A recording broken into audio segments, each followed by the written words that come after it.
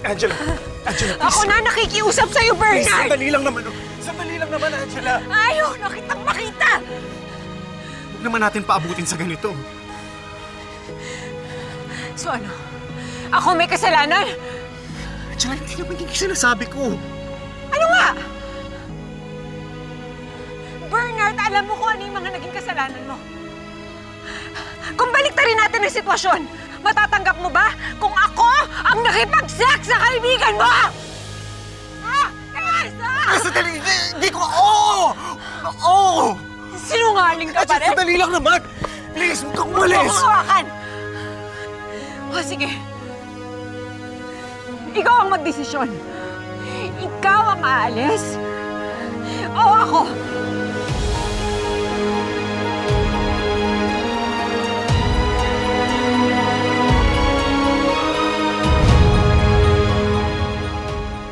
Ang tagal naman tumawag ni Jessie. Come on.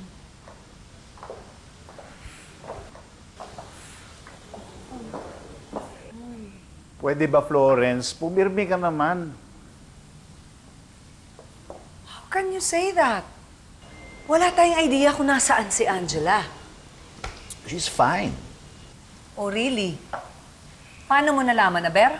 Kasi may tiwala ako sa anak natin. May tiwala din ako sa kanya, Danilo. Pero yung mga taong nakapaligid sa kanya, wala. You know what? Hahanapin ko na lang siya. Bakit? Bakit? Dahil anak ko siya? And don't worry. Kapag nagkita kami, sasabihin ko, may tiwala ka rin sa kanya, kaya hindi ka worried kung nawawala siya.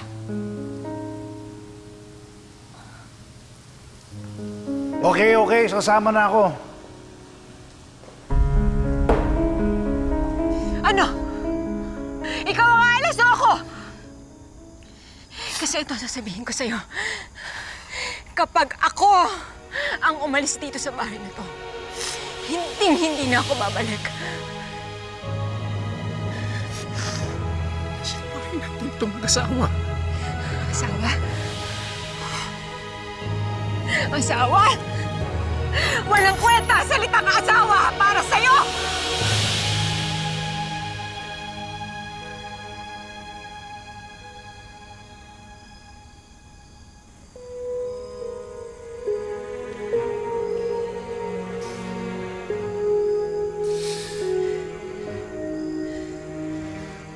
Sige, Angela.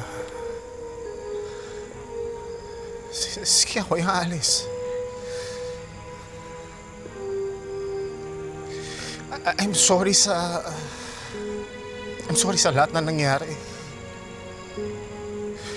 And Angela, I'm sorry sa lahat ng nagawa ko sa iyo. Pero Angela, sana balang araw mapatawad mo ako sa nagawa ko. At sana naman, Angela, balang araw masuot mo ulit itong singsing na to.